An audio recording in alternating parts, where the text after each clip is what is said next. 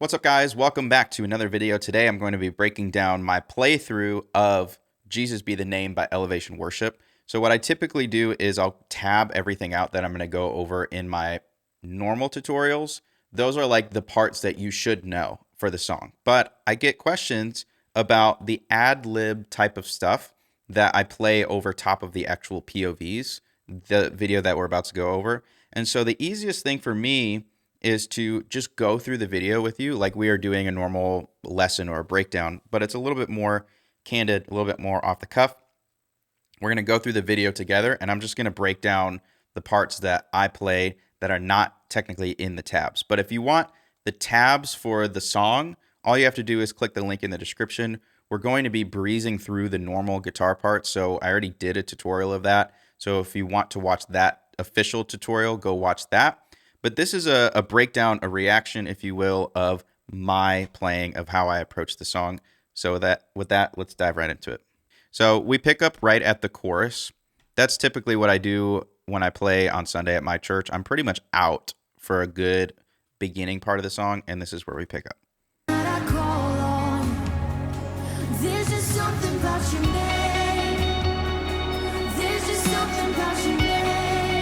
Again, this is a part that is already in the song. You got this tabbed out.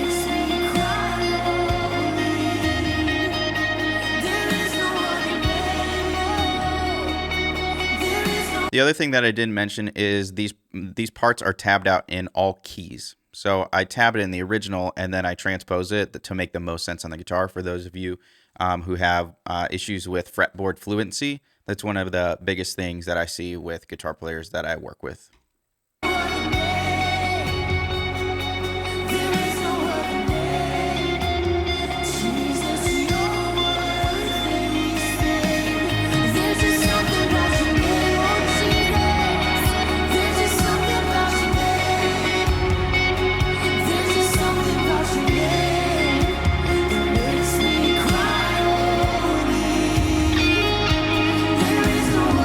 Okay, so we are in D flat, and let me go over that lick that I just played.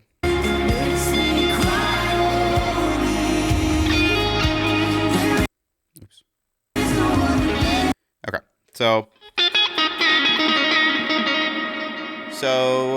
one other thing that I want to mention, I'm playing through the Jesus Be the Name patch that I created for the Helix, HX Stomp, Podgo, HX Effects, and that lick right there goes in the kind of that pentatonic box that a lot of us start off learning. So this is the super ambient tone, but goes. So that would be the 6th fret to 9th fret on the B string, and then G string, 8th fret, then 6th, then 5.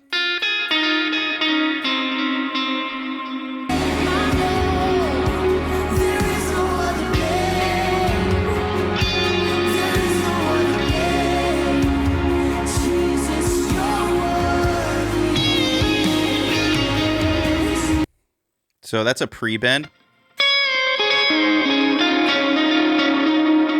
So it's a bend up to the 9th fret on the high E string. So it's a pre-bend. So you're letting go.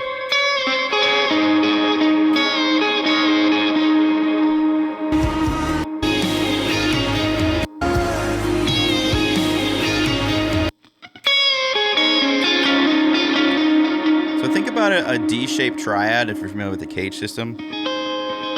That is technically an A flat chord. But if you know like a D sus triad, that is what we're doing. We're outlining that D shape. So then we're going to that 6th fret G string, then barring that, B string. Then it's 6 to 8 on the G string. Then I think I resolve.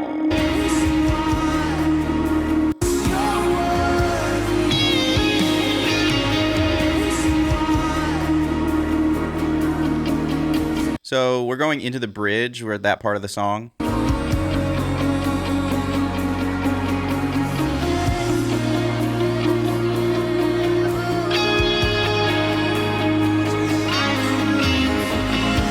So those parts, those lead parts are, I believe, in the actual tabs.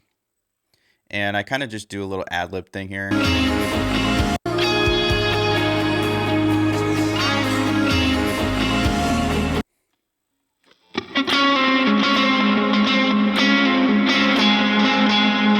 That's just a slide to the 5th fret. And then we're capping it off on the 6th fret D string. Let's change snapshots.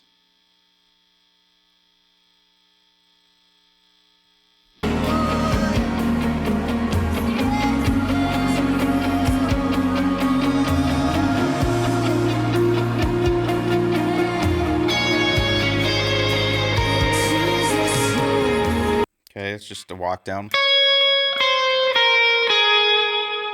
E string. So I'm playing the octave first. 6th fret G string, then 9, 8, 6, back to 9.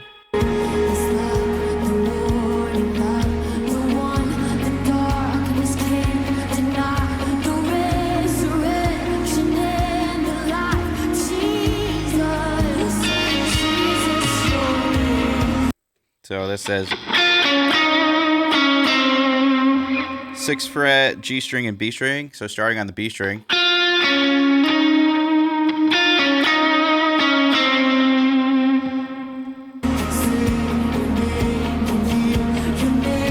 So I'm just finding like little parts that's not necessarily stepping on the vocals to add these little stabs.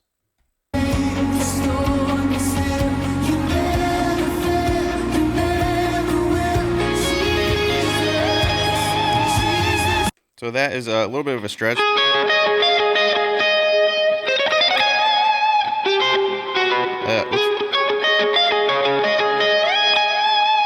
So that is starting to branch up to this higher zone where we're barring that B string and E string. If you guys watch my videos, I kind of like this area. There's a lot you could do here.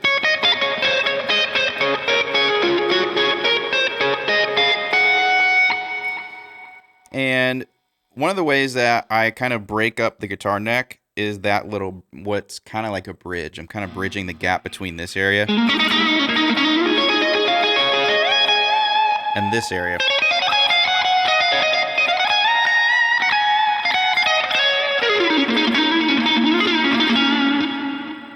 Okay, so those notes would probably be played differently every single time, but what the key concept is that bar on that 9th fret, and you're alternating with that B string.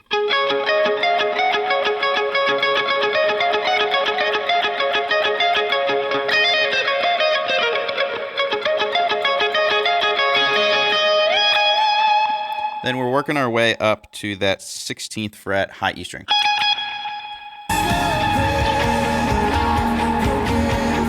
Then I jump back down and play the normal part.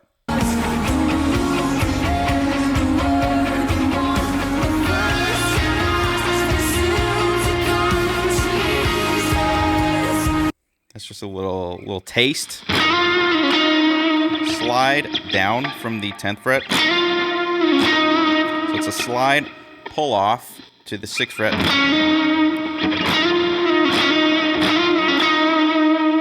And then land on that 8th fret G string. So that's just a bend there. But you're bending up instead of the usual. I guess it would be reversed because you're bending down. Usually bends go up. But we're doing.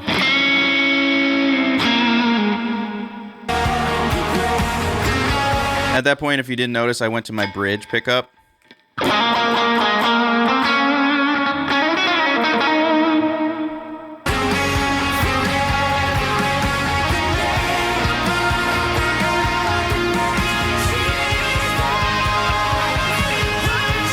See that concept right there again.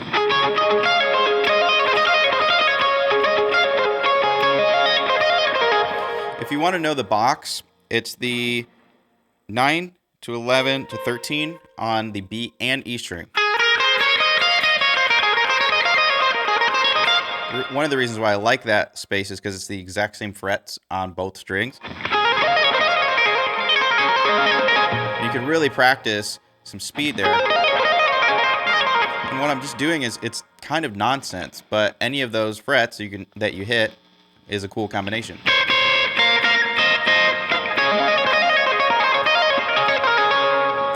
Something to play around with.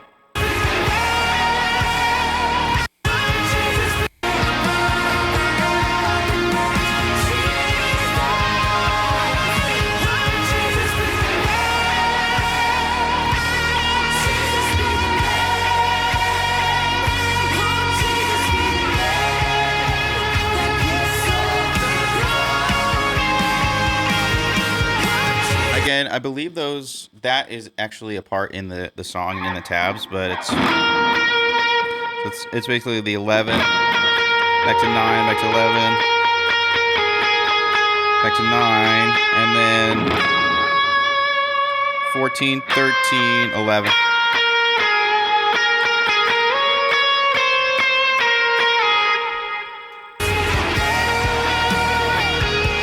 Then I jump to the neck pickup.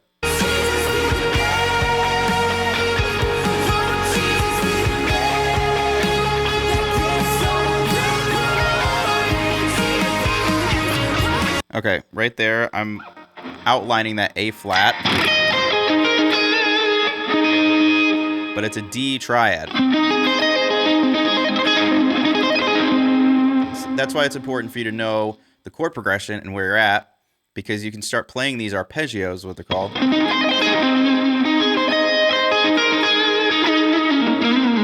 So I added some other notes within the arpeggio, but that is the box that I'm thinking, or the method that I'm thinking right there. I can add another note there.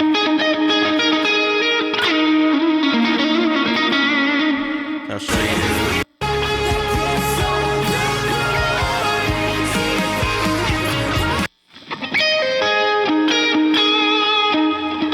So think about a D shape, and then add the top, which would be the 5 of that chord.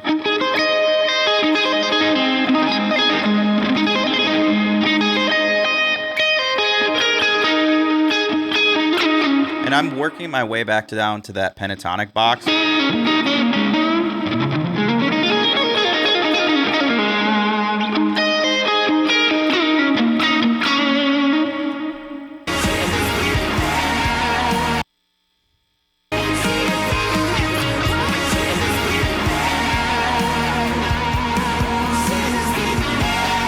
Again, I'm thinking melodic within that pentatonic box.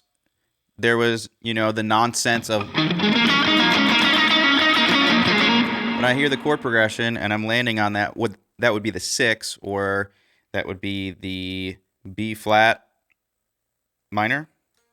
Yeah. That'd be the 6.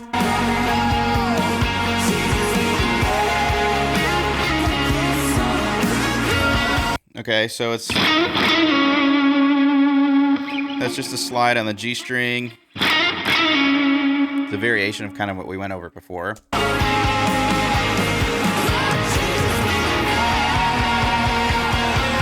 So this song and my mindset as a guitar player, I'm really chill at the beginning. The more chill you could be at the beginning of the song, the more that you can open up dynamically at the end and just let the thing kind of feel like it's falling apart. And that's kind of what I'm doing. I'm slowly ramping up the dynamics towards what would be the instrumentals. I think there are 2 instrumentals in here.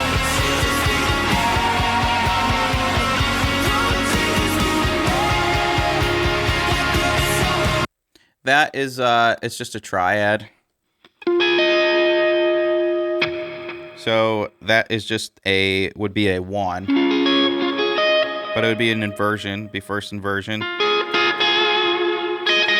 starting on the 10th fret G string, and then I'm also adding the 2 in the scale.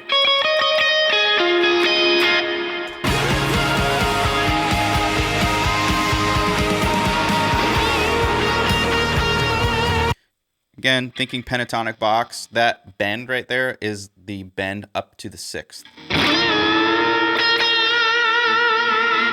Great bend. So I'm thinking those top two boxes up there, very bluesy.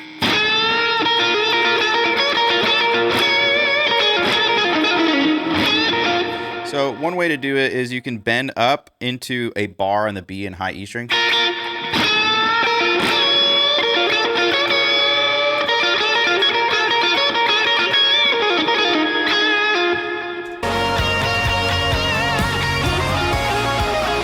So what I did just there is the same concept, but just down here in this box. So I can work my way up the fretboard like this. So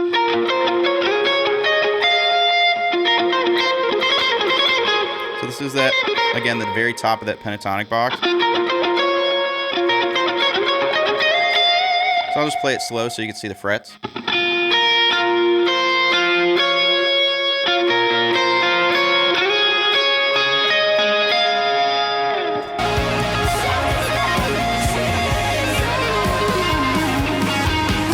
Okay, that's nonsense.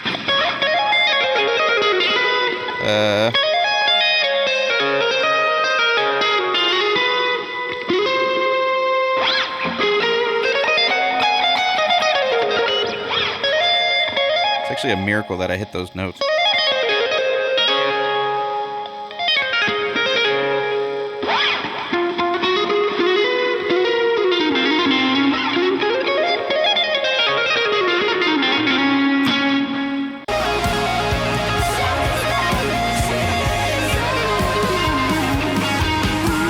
So I'm working my way down the scale, starting with that familiar box. I'm just adding a note to the top. So the B string and the E string, those are the same patterns.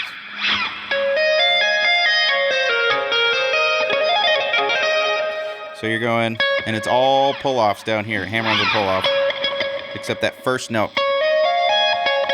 Kind of hitting that with my pinky.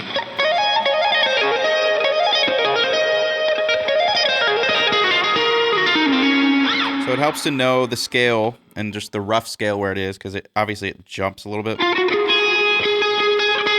These two notes are shared. So I'll play the box for you so you can see it.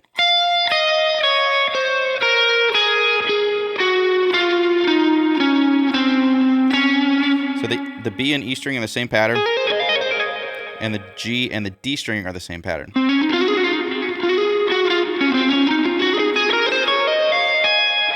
So we got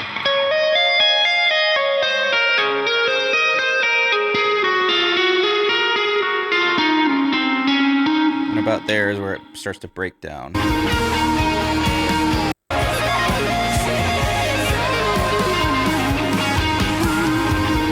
So again, I pick up, okay, where's the note on what chord that's in the progression? And that was the note that I landed on.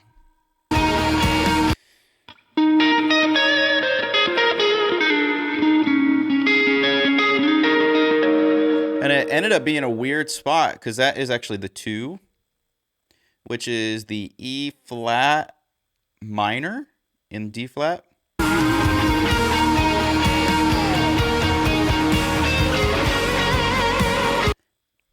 So right there, I stayed there pretty for only a little while because I wanted to get back into my kind of that comfort zone. So I landed on the 2,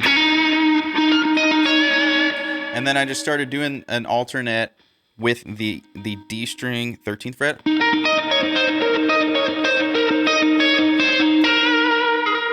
And ultimately landed on the 6 again, which would be right here on the G string for 15th fret.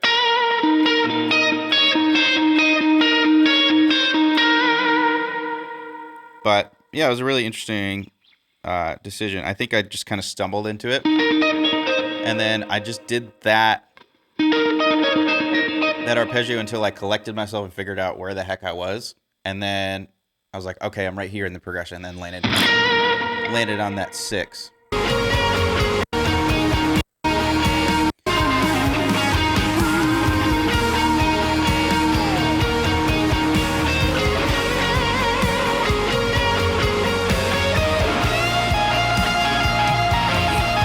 There's another bend there.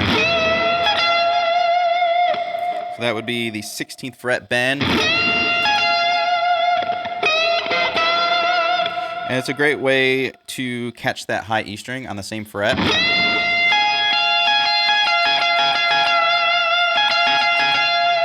If you want to, you can extend 2 frets up on the high E string and catch the next note.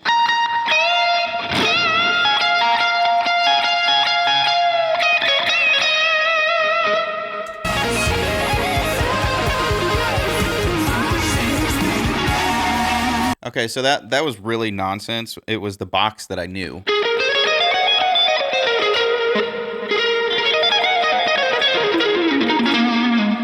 So I guess there is kind of a rhyme or reason. It's really, when I think about a scale run, there's the top end of the scale. Where do you stop at the top? And where do you end? And then everything in between is kind of nonsense until you get to that next. It's kind of, it's there to help you with your timing to figure out where the next downbeat is. So I'll show you the top. So it's, the top of that scale is the G string 13, 15, 13, 14, 16. 13, 14, 16 high E string. So how I pivot at the top is I do that little thing there. So it's just a little alternating. And then from there, that would be different every time, but we'll see what we got.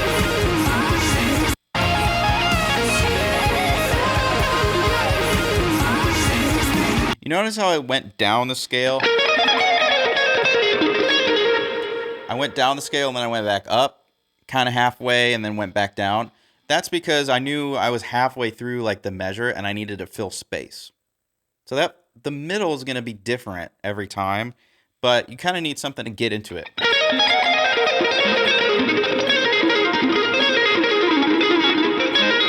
You're just kind of playing nonsense until you're back on with the rest of the chord progression and the rhythm.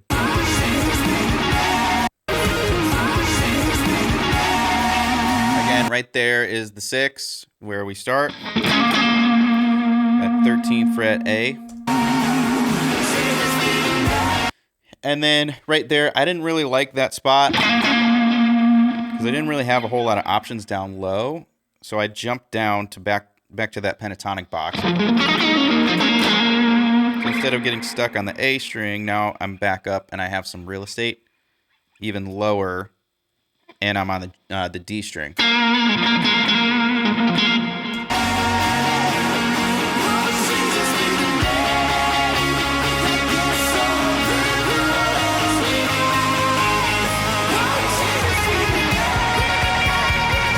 Okay, so a couple things that happened there. I switched to the bridge pickup.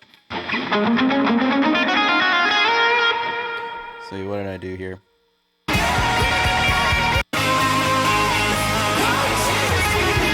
So I kind of skipped some notes, but typically you would go up the scale. I skipped this note. So like I said, it's just adding a little bit of umph going into the next section, but I knew I wanted to go into it, but I wanted something to lead into it, and so it's just working its way up the scale, knowing that that is my end point right there. So it's really important to know your scales, and if you need help with your scales, it's the same link in the description. I've got speed building to help you learn scales and build speed at the same time. So again, it's all alternate picking stuff. But I'll play that scale slowly where I started.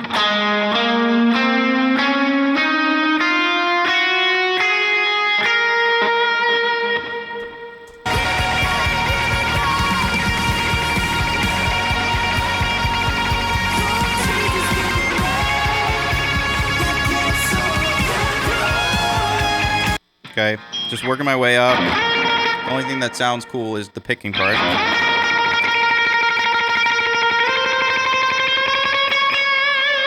Then I just bent into the note, 13th to 14th fret.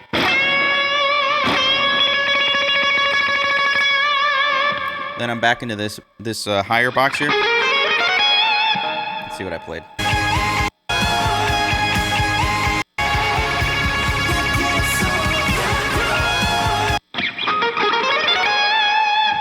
Again, I went over that box earlier. Just a faster way of playing it. Then going up here. This right here, I'm back in the pentatonic box.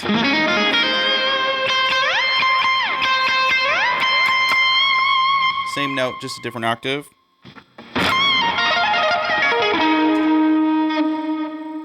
Oh, I muted it.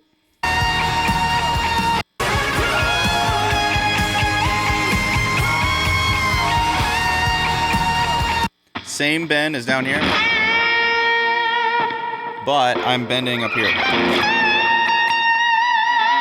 21st fret. It's a little trick that I learned from Lincoln Brewster. It's a great spot to get stuck in a loop and add an effect, but you're just playing the same notes over and over again. So you're bending up, or I guess you're bending down.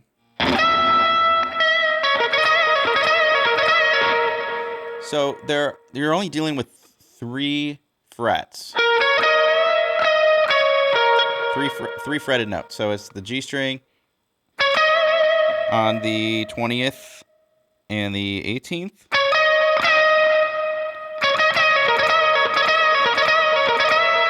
So you're bending up, releasing.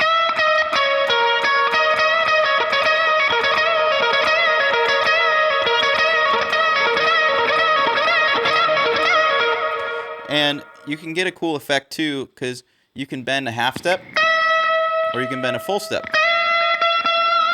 depending on how aggressive you want to get with it. And you can kind of alternate.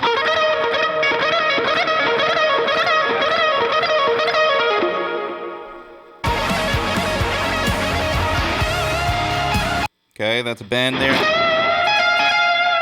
And I'm tagging on that 21st fret.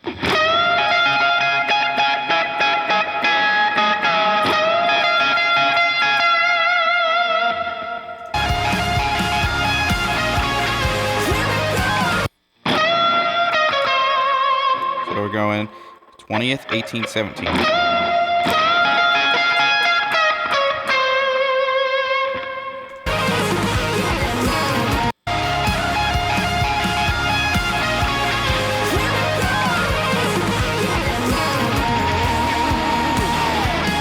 Okay, so that's just a walk up the scale. You should know by now. We went over that scale. It's just up here. So it's a hybrid of me going up the scale, and then on the way down on the D string I do that thing again.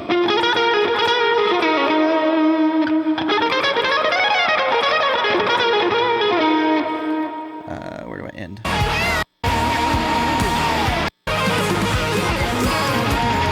Okay, so I just slid down.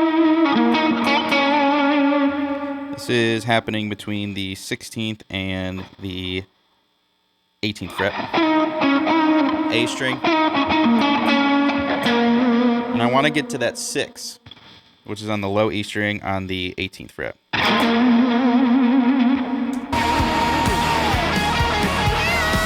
Again, going back to that box here.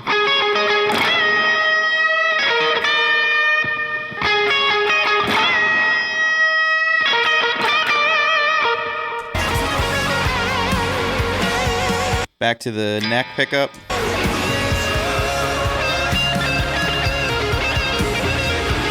Again, this right here is a similar thing that I did here. As far as the motion goes.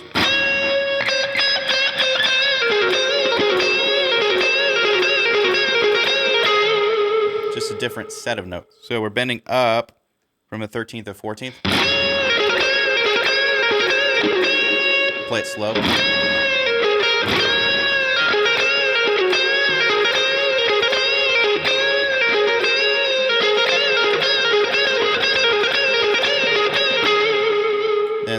on the 5. And that is how I played Jesus Be the Name. Again, when I play this at church, I've played it differently. I don't remember exactly how I played this, so it was fun to go back and visit this take. And I know I've played it differently, and I'm wondering if I could find it from my church's live stream. That is how I played Jesus Be the Name, Elevation Worship. And if you like this video, please comment and subscribe. If you want the tabs and the tutorial for the actual song, all you have to do is click the link in the description. And if you're not a part of the Worship Guitar Mastery community, all of this stuff, all future patches, all tabs, all courses are being just smashed into this group. And everything is all in one place. So my goal is, how quickly can I help worship guitarists who are busy, who've got families, who've got full-time jobs, who are volunteering, get as quickly as possible to learn the parts, get the sounds, and I think that we've got it. We've got 400 spots left at the original price of $6, and once you're in, and the price doesn't change for you as long as you are in. So we're at 600 members right now. Like I said, we've got 400 spots, and we're growing at about 150 a month at this point. So you might want to jump in right now at the time of watching this, and I hope to see you over there. Thanks for watching this video, and we'll see you in the next one.